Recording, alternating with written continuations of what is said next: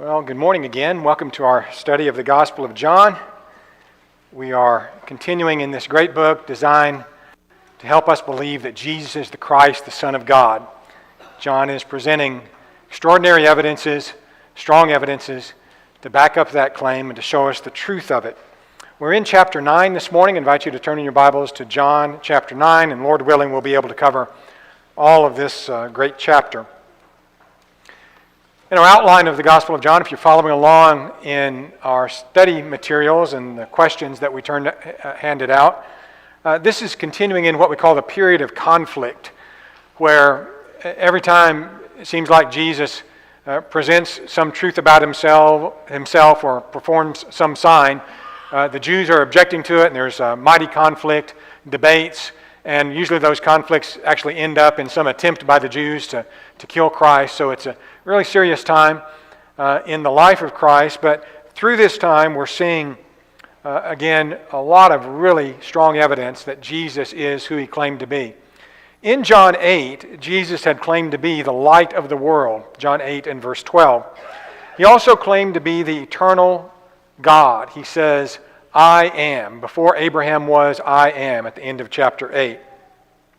In chapter 9, you have an event that John tells us about that really backs up the claims that Jesus made in chapter 8. Jesus' ability to give light to the spiritually blind is demonstrated in John 9 by his ability to give sight to a person who was physically blind. So the healing of the blind man becomes a critical demonstration of evidence and claims that Jesus has already made. What we're going to see in John 9 is the light of the world, as Jesus has already called himself, and will call himself again in John 9. The light of the world heals a blind man, brings sight, brings light to a blind man. This is a great demonstration of the power of Christ. So as we begin John 9, Jesus encounters this blind man. Let's read the text. As Jesus passed by, he saw a man who was blind from birth. His disciples asked him, saying, Rabbi, who sinned, this man or his parents, that he was born blind? Jesus answered, Neither this man nor his parents sinned, but that the works of God should be revealed in him. I must work the works of him who sent me while it is day. The night is coming when no one can work. As long as I am in the world, I am the light of the world. So again, he's continuing with this focus on this claim that he is the light of the world. This encounter occurs as Jesus is passing by. You might notice the last verse of chapter 8, they had tried to stone him with stones, but then Jesus himself went out of the temple and going through the midst of them, and so passed by. So you have that phraseology at the end of chapter 8. And of course, the chapters weren't added by inspiration. So the next verse, chapter 9 and verse 1, says, Now as Jesus passed by. So this is a continuation. Probably happened the very same day, maybe within just a few minutes or an hour or two after he passes by, coming out of the temple. You can see him still sort of traveling on, probably not very far from the temple where he'd been teaching. He'd gotten away from the Jews, but maybe only a few hundred yards, as I picture it, and you'll see why in a minute. Maybe just a pretty short distance. And as he passes by, then, there is this blind man. His disciples ask him, who sinned, this man or his parents, that he was born blind? So there's an assumption in that question, isn't there? You know, so many questions that we get asked and that Jesus got asked have assumptions in them. A lot of times you have to examine those assumptions, because if your assumptions are wrong, then the question is illegitimate. The question is not good. I've heard it said, and you probably have over the years, that there's no such thing as a bad question. Folks, there's such a thing as a bad question. Jesus got asked bad questions quite a bit, and the Apostle Paul says there are certain questions that don't deserve an answer. There are certain questions that are bad to begin with. This question, though, is an opportunity for Jesus to teach his disciples, but also to engage this blind man. But it has an assumption that is false, and that is that bad things happen to people only because of sin. If something bad has happened to you, it is because of sin. If something happens bad and you're born with that bad thing, somebody sinned. The parents or the person himself somehow. There was, in this time among the Jews, even some belief by some Jews of the transmigration of souls. That is sort of a reincarnation concept. Obviously, that's pretty common today as well. So the apostles asking this question indicate that they're not really clear on this either. They don't understand why such a bad thing as being blind from birth would happen to anybody. And they're wondering, well, was the sin this man's parents or was it him? The thought that sin was the direct cause of this man's blindness. In Luke chapter 13, Jesus doesn't really address this particular problem, but a related one that I think is informative for us. Luke 13 and verse 1 tells us there were present at that season some who told him about the Galileans whose blood Pilate had mingled with their sacrifices. So here, some Galileans sacrificing, and Pilate killed them, maybe even while they were sacrificing. Jesus answered and said to them, "Do you suppose that these Galileans were worse sinners than all other Galileans because they suffered such things?" In other words, he's asking, are you assuming that what happened to these Galileans with Pilate killing them in the midst of their sacrifices was because they were such bad people? Jesus is saying, that's a bad assumption.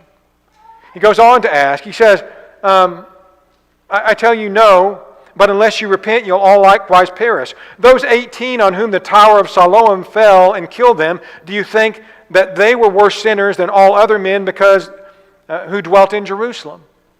Did this tragedy happen, this bad thing happen with this tower falling on people? Oh, that's God's judgment. Those people must have been bad. They must have done something. Jesus says, no. I tell you, unless you repent, you'll all likewise perish. God is going to punish evildoers.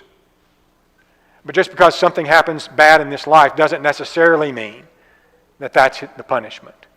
That's Jesus' point. You see how that relates to this question in John chapter 9. Jesus explains that this man's blindness was not due to sin. We don't understand always why a baby will be born with a deformity, or maybe stillborn. I have an older sibling that was stillborn. My mother carried a child to full term. Some of you have experienced that sort of thing as well. Why do such things happen to children, innocent children? All I can tell you is this: we are living in a world that's been defiled by sin. We've been separated from the tree of life as a result of man's sin. The world is not as God wanted it to be, as He created it to be and intended it to be, because Satan has defiled it. And so sickness and evil and a lot of bad things happen. Sometimes because we bring them on ourselves, sometimes because Satan has done something.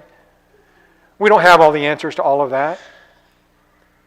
But we don't need to blame everything bad on the person who experiences the bad. Okay? And Jesus helps us understand that in this case. He says, it wasn't this man who sinned or his parents. That's not the reason he was born blind. In fact, the reason this man was born blind, to paraphrase what Jesus says, is the reason this man was born blind is so that I could come along and heal him and God would be glorified.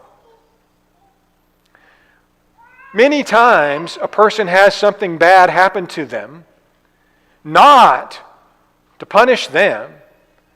It could be related to somebody else. And it could be so that in some way, at some point in that person's life, God can be glorified through that thing. There are lots of reasons why bad things happen, and some of them are among the secret things that belong to God that we don't know about. Some of them are things God does tell us about. It doesn't do us good to speculate very much about all of that, but to live in faith and to glorify God at every opportunity, no matter whether something good is happening or something bad. And that's what Jesus is telling them here. I'm going to heal him, in essence, and God is going to be glorified in that. And in that sense, it was a great thing that man was born blind. It wasn't great that he had to live all that way all his life, but it was a great thing that man was born blind so that God could be glorified. Because after all, that is the most important thing in life, that God gets glorified. Why do bad things happen to you? Maybe so that God can be glorified by the way you react to it, by your life of faith, by the thanksgiving you give through it. Lots of things. So God's works and His glory would be revealed. Jesus continues to assert that He's doing the works of God, and He's doing it while He has opportunity to do it. He is, as He says, the light of the world. He wants to shine His light and show His light to the world while He was in the world. That was His purpose. So Jesus heals the blind man. Verse 6. When he'd said these things, he spat on the ground and made clay with saliva and anointed the eyes of the blind man with the clay. And he said to him, "Go wash in the pool of Siloam," which is translated sent. The word Siloam means sent. So he went and washed and came back seeing. Interesting the meaning of that word, isn't it? Interesting that Jesus made this clay, took some dirt, spat, took some dirt, wadded it up a little bit, made a bit of a clay with it, and put it on the man's eyes. I am sure he did not have to do that to heal the man. There's no magic in that clay. Why did he do it? He did things like this a lot. One time when he's healing a deaf mute, he touched his tongue, put his fingers in his ears. Another time when he was healing a blind man on a different occasion near Bethsaida, he led the man out of town by the hand. Lots of times Jesus did something physical with the person. And I suppose it might have helped generate faith in that person, point of contact. This man just heard a voice speaking, but now Jesus is touching him. He doesn't know what Jesus looks like, but he knows Jesus is doing something to him. And that might help generate faith in this man, that Jesus has done something now to me. And that faith motivates him then to get up and go and wash in the pool of Siloam. Jesus heals him. He goes and washes, and he comes back seeing. Comes back seeing. The pool of Siloam is an interesting place. This is an artist's depiction of it, and it's a great archaeological find, in fact. Just in recent years, in the past very few decades, the actual place of the Pool of Siloam has been discovered. This is put out by Reuters News Service about how it might have looked. I'll show you another, probably more accurate drawing of that in just a second. But I want you to get a picture of this. Jesus has been in the temple. That's where he'd been teaching. The blind man is told to go wash in the Pool of Siloam. That's here. So you see this is not very far, probably less than half a mile from where Jesus had been in the temple to where the Pool of Siloam is. Pool of Siloam, sometimes we think about it as where the water came that flowed through Hezekiah's tunnel. Hezekiah's tunnel, you'll remember this, was made by Hezekiah during his reign 700 years before Christ, when the Assyrians were attacking Jerusalem, and Hezekiah was concerned that the fortifications of Jerusalem be sort of built up and made better. And one of the things he wanted to do was make sure that plenty of water was brought inside the city, so that if the Assyrians besieged the city, which they did, by the way, so that when the Assyrians besieged the city, there would be plenty of water in the city for people to drink. There was some already. Hezekiah made that better by having this tunnel constructed. And it flows from the Gihon spring outside the wall of Jerusalem into, underneath the ground, into the Pool of Siloam to provide water inside. The tunnel was rediscovered just over 100 years ago. The Pool of Siloam itself was uncovered in some construction a couple of decades ago only, when they were actually digging a sewer in Jerusalem, and they uncovered the Pool of Siloam.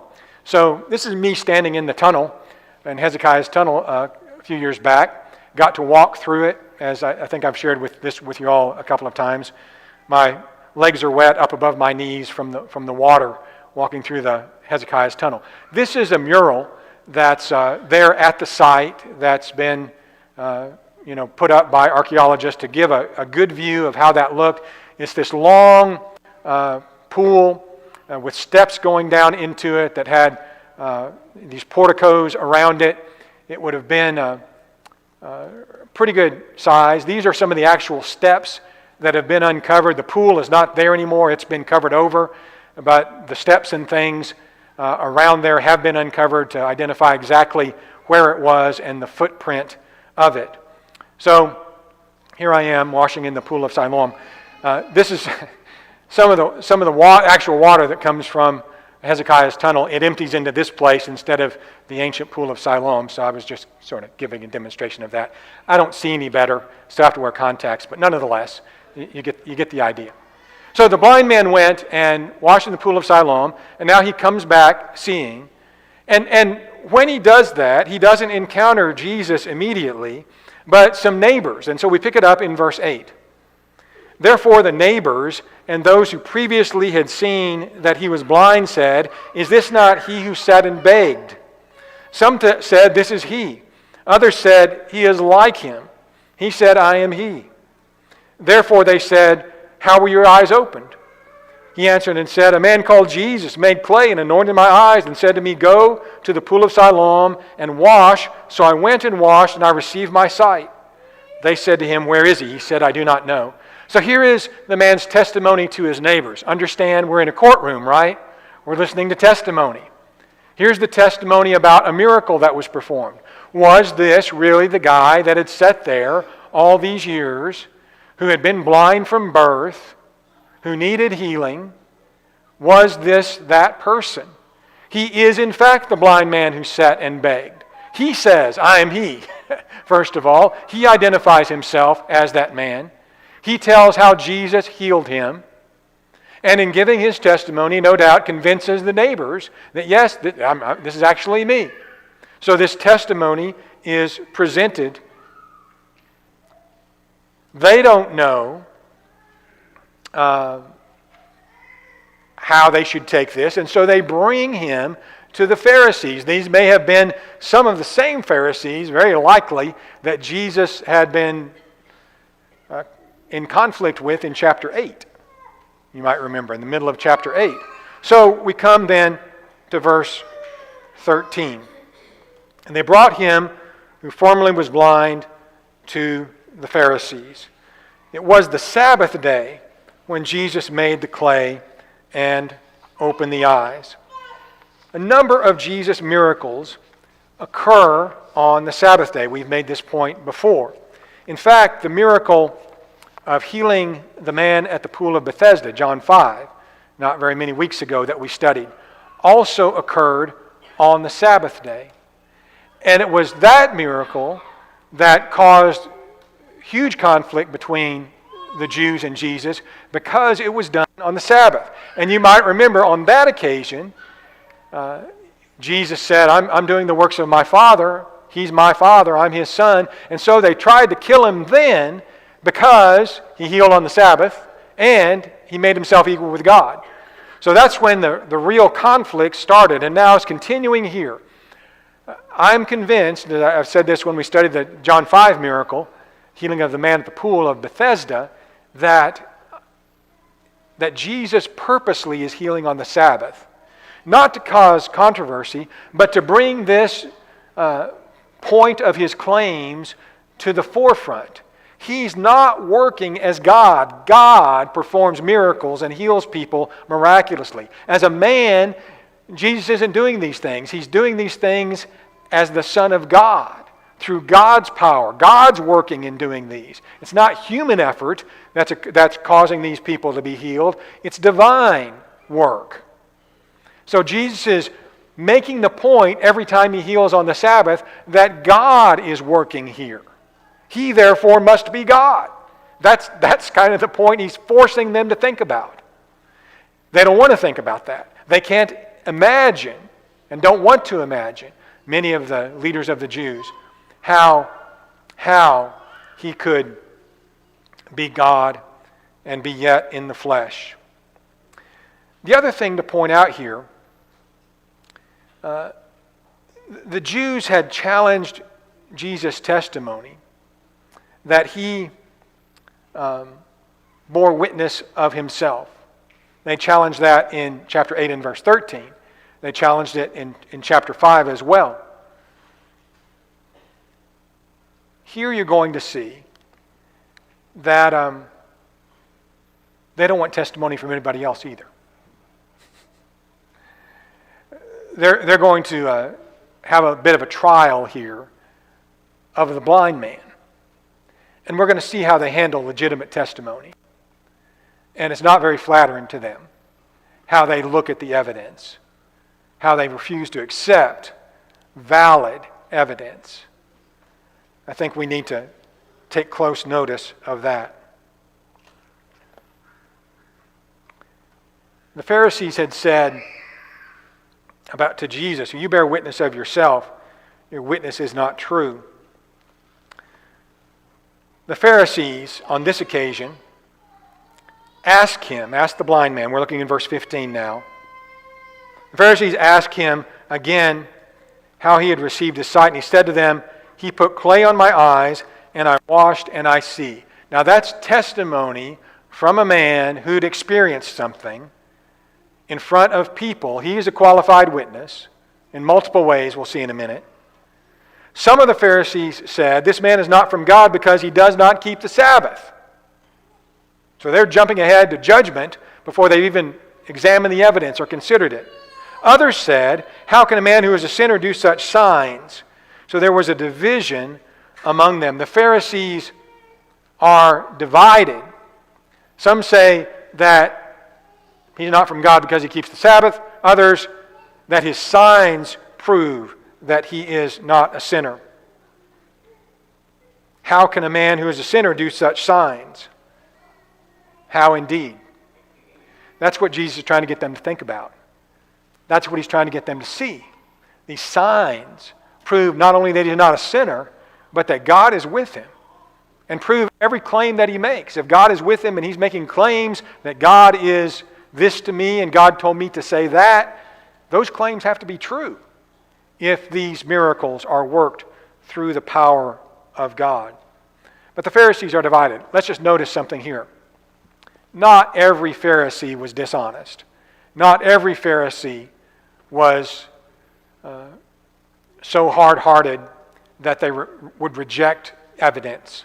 There were Pharisees who considered the evidence. Nicodemus was one. Joseph of Arimathea was a leader of the Jews. He did too. There were other Pharisees on the council. John will later tell us that some of the leading Pharisees believed in Jesus, but they did not confess it, lest they be kicked out of the synagogue. We'll be told that a little bit later on. So some of the Pharisees were honest people. The ones that Jesus interacts with the most, plainly, are not honest people. And he knows that. And so he deals with them on those occasions pretty harshly.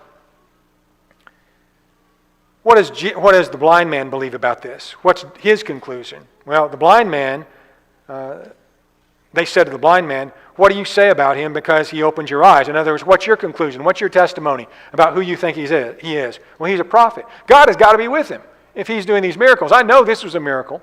God must be with him. He must be a prophet. That is the blind man's testimony.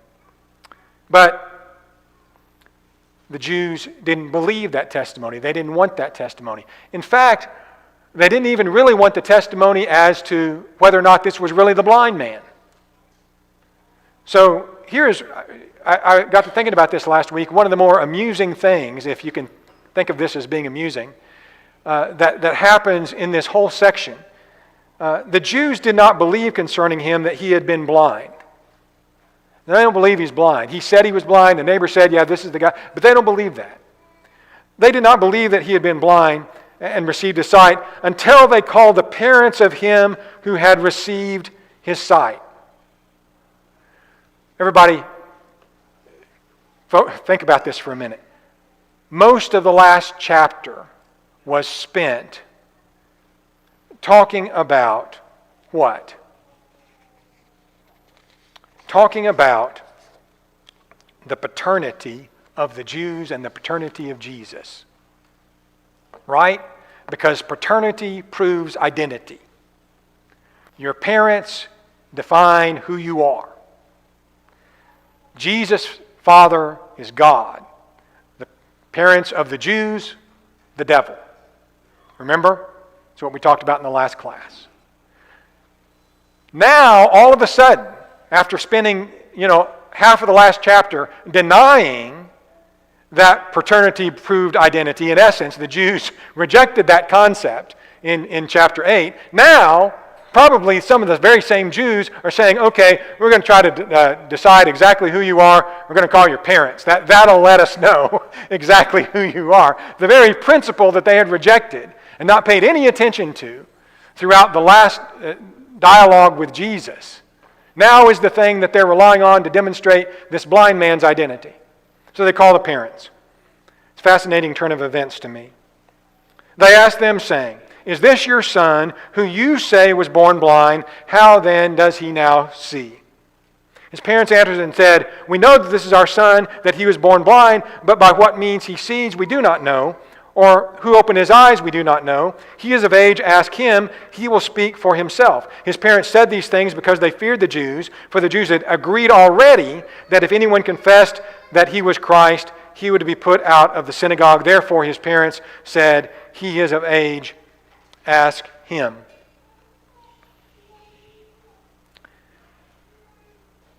The parents identify this as their son. He's our son, and he was blind. They can testify to that. They're obviously the ones who could best testify to that. They're great witnesses to that. They knew who their son is. They know he was blind all these years. So in a courtroom, that testimony would hold up every time. But they testify that they don't know how he was healed, and that's probably true, other than he may have told them already, but they didn't see it, apparently. He is of age, ask him. Now this is interesting. Here is a man, the man who had been blind. He had an experience. He's a man, which in Jewish tradition is a qualified witness, and he's a man who is of age to be a witness. There's nothing that would disqualify him from being a witness. The parents point back to that and say, "You've got a qualified witness here, ask him." Now, the reason they said that and stopped with their testimony there as much as anything, as John explains, is because had they said anything else, they're going to be kicked out of the synagogue, which in Jewish life, that was your whole life. If you're disfellowshipped, if you will, from the synagogue, then you are just left out of society entirely. It's your whole life. So they didn't want to experience that. They didn't want to be kicked out of their synagogue. So for that reason and because of this, they said what they said. But notice also what John tells us. The Jews had already agreed that if anyone confessed that he was the Christ. You think there might be a little bit of prejudice in the Jews here in their examination of the evidence? They've already made up their minds. They don't care what evidence is presented, some of them at least. Jesus is not going to be the Son of God. That's what they've decided. Jesus is not going to be the Christ. That's what they've decided. And anybody that says so, they're out. Let's continue on. Starting in verse 24 now. They called again the man that was born blind and said to him, "Give God the glory. We know that this man is a sinner." We've already made up our minds. We know this man is a sinner, this Jesus that you're testifying to. They've already made up their minds about that. He answered and said, "Whether he's a sinner or not, I do not know. One thing I know, though I was blind, now I see." Now, the blind man doesn't know anything about the background of Jesus, but he does know that he was blind and now sees. He knows that for sure. And there's been ample testimony to that in front of these Jews. So they said to him again, "What did he do to you? How did he open your eyes?" The blind man testifies again. When they ask him to repeat his earlier testimony, he points out, and rightfully so, that they didn't listen the first time. He answered and said in verse 27, "I told you already, and you did not listen. Why do you want to hear it again? Do you also want to become his disciples?" I'm sure that cut the Jews right to the quick right there. They obviously, and he was no doubt being somewhat sarcastic, They obviously wanted to be anything but Jesus' disciples. We go on in the reading. They reviled him and said, "You are his disciple, but we are Moses' disciples." We are Moses' disciples. They believe that God spoke to Moses. They go on and say, "We know that God spoke to Moses." We know that God... How do they know God spoke to Moses? How does anybody know God spoke to Moses? Moses did a bunch of miracles. You can start with, turning his rod into a snake and striking the water and it becoming blood, and all of everything that he did, the 10 plagues, all the signs at Sinai that God worked through Moses, dividing the Red Sea, you just name it. Moses was no doubt a spokesman for God. How do we know that? How did they know that? All the miracles that he did. But this fellow, they say, we don't know where he's from. This is incredible to the blind man. Incredible. How could you not know, on the same basis that you know that God spoke to Moses, can't you know that God spoke to Jesus? You see the inconsistency. They say they don't know where Jesus is from. And so the blind man answers with a bit of incredulity. He says, in verse 30 now, the man answered them and said, I keep on calling him the blind man. Now he's the healed man. I should call him the healed man, right? He's the man who was blind. This is a marvelous thing that you do not know where he is from, yet he's opened my eyes. Now we know that God does not hear sinners, but if anyone is a worshiper of God and does his will, he hears him. Since the world began, it has been unheard of that anyone opened the eyes of one who was born blind. If this man were not from God, he could do nothing. They answered and said to him, you are completely born in sins, and are you teaching us? And they cast him out.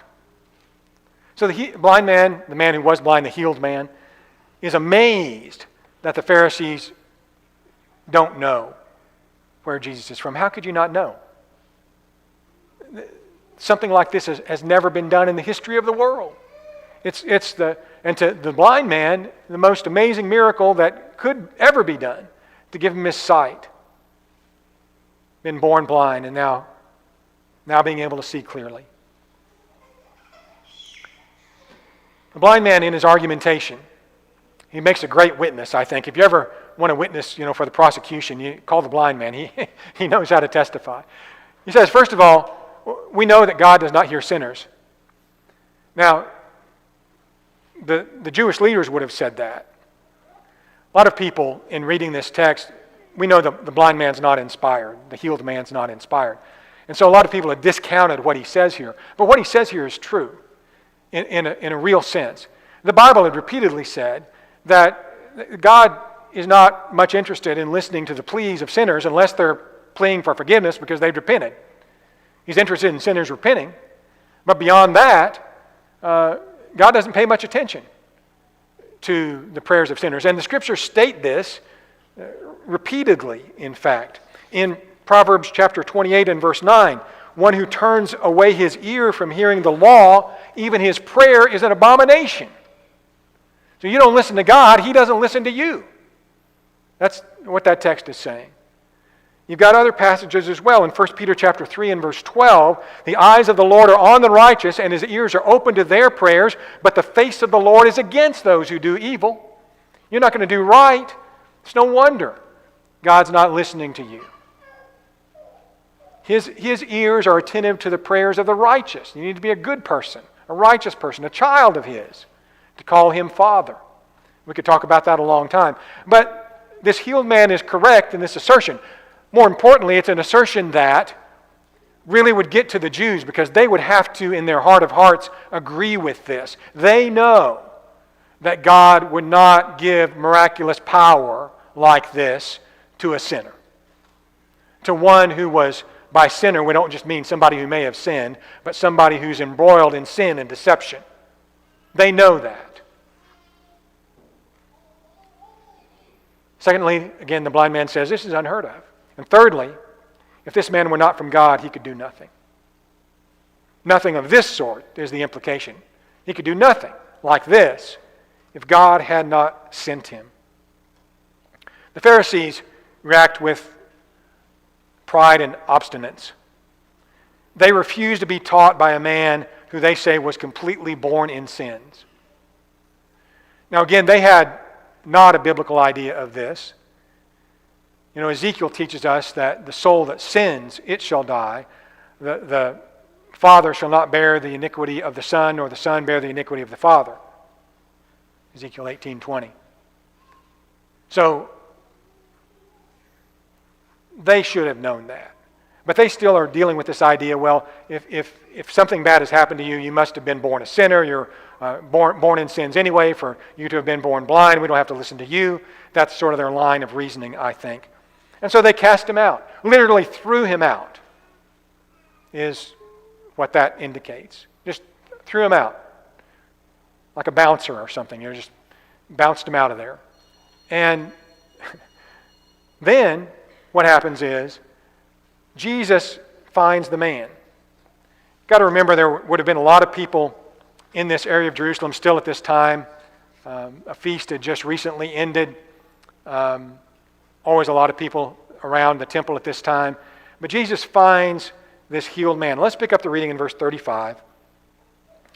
Jesus heard that they'd cast him out. He found him and he said, "Do you believe in the Son of God?" He answered and said, "Who is he, Lord, that I may believe in him?" And Jesus said to him, "You have both seen him, and it is he who is talking with you." He said, "Lord, I believe." And he worshiped him. Here is one of the occasions when on earth Jesus receives worship. I get a question sometimes, it's almost unbelievable to me, should we worship Jesus? If we're not going to worship Jesus, who are we going to worship? Yes, we should worship Jesus. We should worship the Father and the Son. We should do that. Plainly in Scripture. Jesus goes on to say, "For judgment I have come into this world, that those who do not see may see." Here's the point of all of this. From the middle of chapter 8 to right now. I've come for judgment, that those who do not see may see, and those who see may be blind. Some of the Pharisees who were with him heard these words and said to him, "Are we blind also?" Jesus said to them, "If you were blind, you would have no sin. But now you say, 'We see.' Therefore, your sin remains." Jesus is the great physician. He did not come to call the well to repentance, but those who are sick. And until we see our sin sickness and our spiritual blindness, he can never help us see. When we acknowledge our blindness and our need for him and his power, the Son of God can open the eyes of the blindest person there is. I have been amazed in my life, and I know you have too, about how God, through his Son Jesus Christ, has changed people that you never thought could change, because he opens the eyes of the blind. What a powerful, powerful story. Great evidence that Jesus is indeed the Christ, the Son of God. The blind long for light. Those who think they see it often reject it. Let's look to Jesus for spiritual sight. Thank you for being a part of our class this morning. We can go ahead and dismiss. If you're waiting for your children, they're coming now.